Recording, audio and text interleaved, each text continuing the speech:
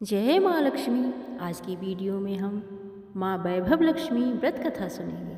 अपने नाम के अनुसार ही यह व्रत मनुष्य को धन, ऐश्वर्य और वैभव प्रदान करता है। आप लोगों से विनम्र आग्रह है, कथा को अंत तक अवश्य सुनें। चलिए अब कथा शुरू करते हैं। सर्वप्रथम भगवान गणेश जी को माथा नवाकर माता लक्ष्मी जी से हाथ जोड़कर प्रार्थना करेंगे।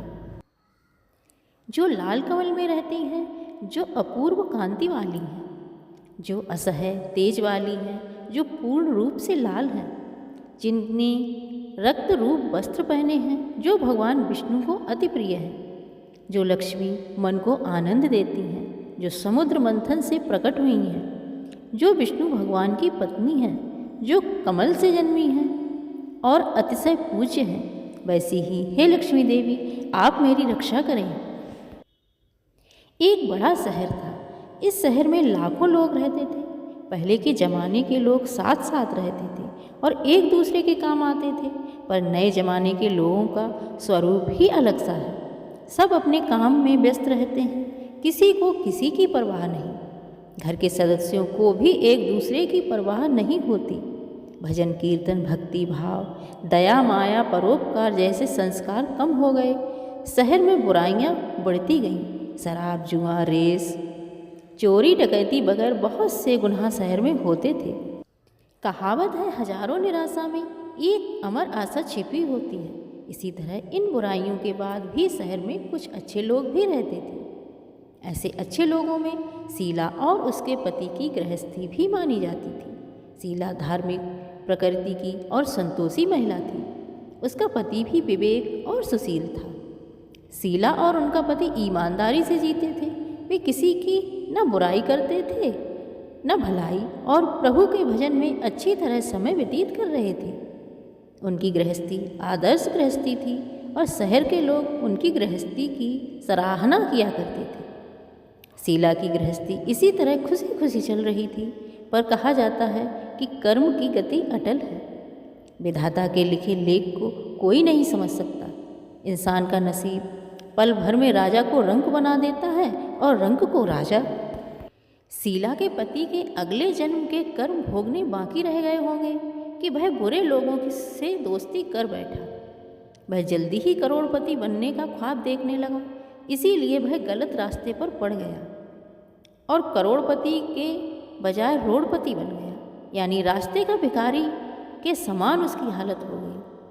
शहर में शराब, जुआ, रेस, चरस, गांजा बगैर बुराइयां फैली होती थीं।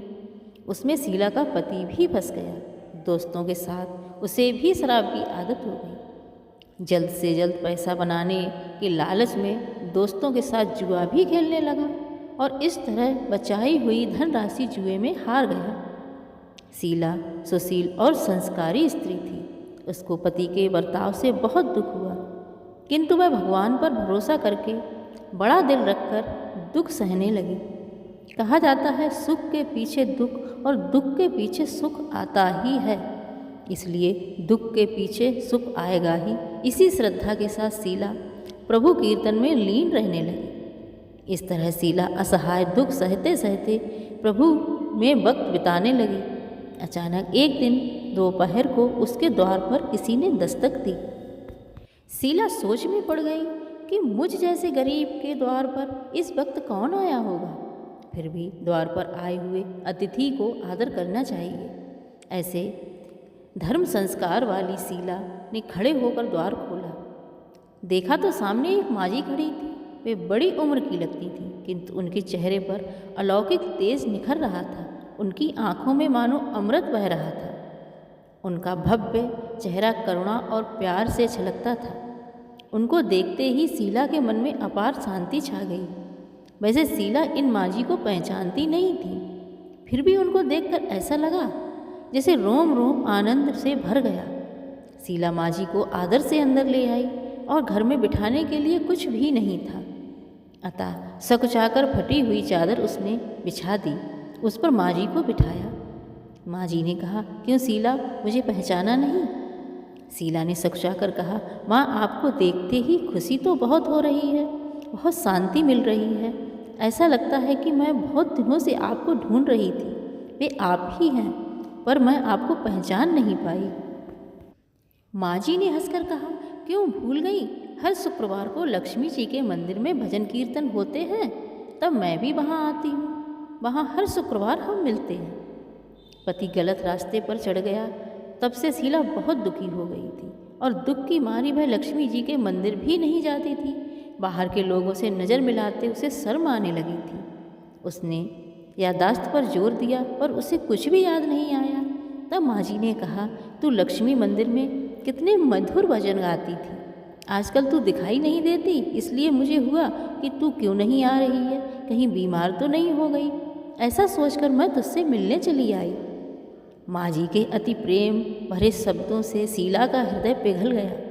उसकी आंखों में आंसू आ गए। यह देखकर माँ जी शीला के नज़दीक आकर उसकी सिसकती हुई पीठ पर हाथ फिराकर उसे बड़ी सांत्वना दी। माँ जी ने कहा, बेटी, सुख और दुख तो धूप और छाँव जैसे होते हैं। सुख के पीछे दुख और दुख के पीछे सुख आता है।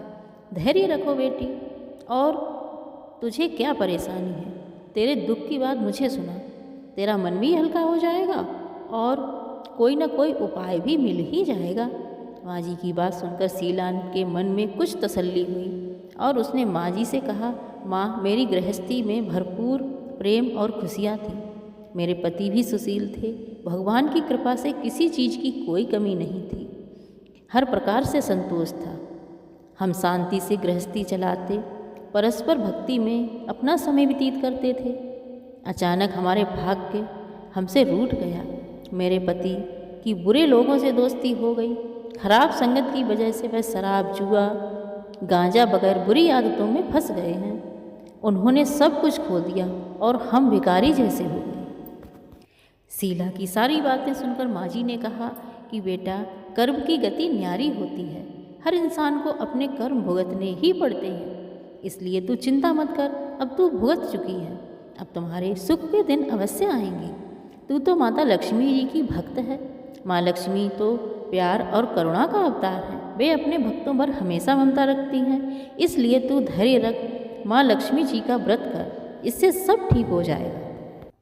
माता लक्ष्मी के व्रत की बात सुनकर शीला के चेहरे पर चमक आ गई। उसने पूछा, माँ, लक्ष्मी जी का व्रत कैसे किया जाता है, वह मुझे समझाइए, मैं यह व्रत अवश्य करूँगी। माँ जी ने कहा, बेटा, माता लक्ष्मी का व्रत बहुत सरल है। उसे वर लक्ष्मी या वैभव लक्ष्मी कहा जाता है। यह व्रत करने से सबकी मनोकामनाएं पूरी होती हैं। वह सुख संपत्ति और यश प्रदान करता है। यह व्रत शुक्रवार को करना चाहिए। सुबह में स्नान करके स्वच्छ वस्त्र पहनो और सारा ही दिन मन में जय माँ लक्ष्मी की रटन करते रहो। किसी की चुगली नहीं करनी है। शाम को पूर्व दिशा की तरफ मुख करके इसी तरह आसन पर बैठ जाओ। सामने पाटा रखकर उस पर रुमाल रखो। रुमाल पर चावल का छोटा सा ढेर करो। उस ढेर पर पानी से भरा तांबे का कलश रखो। कलश पर एक छोटी कटोरी रखो। उस कटोरी में एक सोने का गहना रखो। सोने का ना हो तो चांदी का भी रख सकते हैं। चांदी का ना हो तो नकद रुपया भी चलेगा। बाद में घी का दीपक जला और अगरबत्ती भी जला कर रखो। माँ लक्ष्मी जी के बहुत स्वरूप हैं और माँ लक्ष्मी जी को श्री यंत्र अति प्रिय है। अतः वैभव लक्ष्मी में पूजन विधि करते वक्त प्रथम श्री यंत्र और लक्ष्मी जी का विधिवत स्वरूप और सच्चे दिल से दर्शन करो। उसके बाद लक्ष्मी जी के कथा का पाठ करो। बाद में कटोरी में रखे गहने और गहनों या रुपया, हल्दी, कुमकुम और चावल चढ़ाकर पूजा करो। लाल फूल रखो। शाम को कोई भी मीठी चीज़ बनाकर उसका प्रसाद रखो। ना हो सके तो गुड़ या शक्कर भी रख सकते हैं। फिर आरती करके 11 बार सच्चे हृदय से जय माँ लक्ष्मी बोलो। बाद में 11 या 21 शुक्रवार को दृढ़ संकल्प माँ के सामने करो और जो भी मनोकामना हो वह पूरी करने का माँ लक्ष्मी से प्रार्थना करो। फिर माँ का प्रसाद बांट दो और थोड़ा प्रसाद अपने लिए रख लो। अगर आप में शक्ति हो तो पूरे दिन उपवास रखो और प्रसाद खाकर उपवास करो। ना शक्ति हो तो शाम को एक समय प्रसाद खाकर खाना खा लो और थोड़ी भी शक्ति ना हो तो दिन में 2 बार खाना खा लो। बाद में कटोरी में रखा हुआ गहना रुपया ले लो। कलश का पानी तुलसी की क्यारी में डाल दो और चावल पक्षियों को डाल दो। इस व्रत को करने से सब प्रकार की विपत्ति दूर हो, आदमी माला माल हो जाता है। संतान ना हो तो उसे संतान मिलती है। सौभाग्यवती स्त्री का अखंड सौभाग्य रहता है। कुंवारी लड़की को मनभावन पति मिलता है। शीला यह सब सुनकर आनंदित हो गई। शीला ने संकल्प करके आंखें खोली तो सामने कोई भी नहीं था। वह विस्मित हो गई कि माँ जी कहाँ गई। शीला को तत्काल यह समझते देर नहीं लगी कि माँ जी और कोई नहीं, साक्षात लक्ष्मी जी थी। दूसरे दिन शुक्रवार था। सवेरे स्नान करके स्वच्छ कपड़े पहनकर शीला ने माँ जी द्वारा बताई गई विधि से पूरे मन से व्रत किया। आखिर में प्रसाद वितरण हुआ। यह प्रसाद पहले पति को खिलाया। प्रसाद खाते ही पति के स्वभाव में फर्क पड़ गया। उस दिन उसने शीला को मारा नहीं, सताया भी नहीं। शीला को बहुत आनंद हुआ। उसने मन में वैभव लक्ष्मी व्रत के लिए श्रद्धा और बढ़ गई। शीला ने पूर्ण श्रद्धा भक्ति से 21 शुक्रवार तक वैभव लक्ष्मी व्रत किया। 21वें शुक्रवार को माँ जी के कहे मुताबिक उसने उद्यापन विधि के साथ 7 स्त्रियों को वैभव लक्ष्मी व्रत की 7 पुस्तकें उपहार में दी। फिर माँ जी के धन लक्ष्मी स्वरूप की छवि को वंदन करके भाव मन ही मन प्रार्थना करने लगी, हे माँ लक्ष्मी, मैंने आपका वैभव लक्ष्मी व्रत की मन्नत मानी थी। यह व्रत आज पूर्ण हुआ। हे माँ, मेरी हर विपत्ति दूर करो, हमारा सबका कल्याण करो। जिसे संतान ना हो उसे संतान देना, सौभाग्यवती स्त्री का सौभाग्य अखंड करना, कुंवारी लड़की को मनपसंद वर देना, और जो भी यह चमत्कारी वैभव लक्ष्मी व्रत करे उसकी सब विपत्ति दूर करना, सभी को सुखी करना। हे माँ, आपकी महिमा अपार है। ऐसा बोलकर लक्ष्मी जी के धन लक्ष्मी स्वरूप की छवि को प्रणाम किया।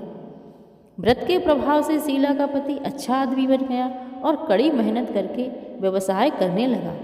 उसने तुरंत शीला के रखे सभी गहने जो गिरवी रखे हुए थे छुड़ा लिए। घर में धन की बाढ़ सी आ गई। घर में पहले जैसी सुख शांति छा गई। वैभव लक्ष्मी व्रत का प्रभाव देखकर मोहल्ले के दूसरे स्त्रियां भी विधि पूर्वक वैभव लक्ष्मी व्रत करने लगीं। 7 क्या रहे या 21 जितने भी शुक्रवार की मन्नत मांगी हो उतने शुक्रवार तक यह व्रत पूरी श्रद्धा तथा भावना से करना चाहिए। आखिरी शुक्रवार को शास्त्रीय विधि के अनुसार उद्यापन करना चाहिए। आखिरी शुक्रवार को प्रसाद के लिए खीर बनानी चाहिए। जिस प्रकार हर शुक्रवार को हम पूजन करते हैं वैसे ही पूजन करना चाहिए। पूजन के बाद माँ के सामने श्रीफल फोड़ें। फिर कम से कम 7 कुंवारी कन्याओं या सौभाग्यशाली स्त्रियों को कुमकुम का तिलक लगाकर माँ वैभव लक्ष्मी व्रत कथा की पुस्तक एक प्रति उपहार में देनी चाहिए और सबको खीर का प्रसाद देना चाहिए।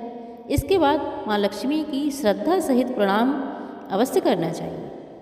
फिर माता जी के धन लक्ष्मी स्वरूप की छवि को वंदन करके भाव मन से मन ही मन प्रार्थना करें, हे धन माँ लक्ष्मी, मैं आपका वैभव लक्ष्मी व्रत करने की मन्नत मांगी थी। यह व्रत आज पूर्ण किया है। हे माँ, हमारी जो मनोकामना है वो पूर्ण करो, हमारी हर विपत्ति को दूर करो, हमारा सबका कल्याण करो। जिसे संतान ना हो उसे संतान दो, सौभाग्यवती स्त्री का अखंड सौभाग्य रखो, कुंवारी लड़की को मनभावन पति दो, और जो भी यह चमत्कारी वैभव लक्ष्मी व्रत करे उन सबकी विपत्ति दूर करो, सभी को सुखी रखना। हे माँ, आपकी महिमा अपार है, आपकी जय हो। ऐसा बोलकर लक्ष्मी जी के धन लक्ष्मी स्वरूप की छवि को प्रणाम करें। जय माँ लक्ष्मी। कथा आपको अच्छी लगी तो हमारे चैनल को लाइक और सब्सक्राइब अवश्य करें। जय माँ लक्ष्मी।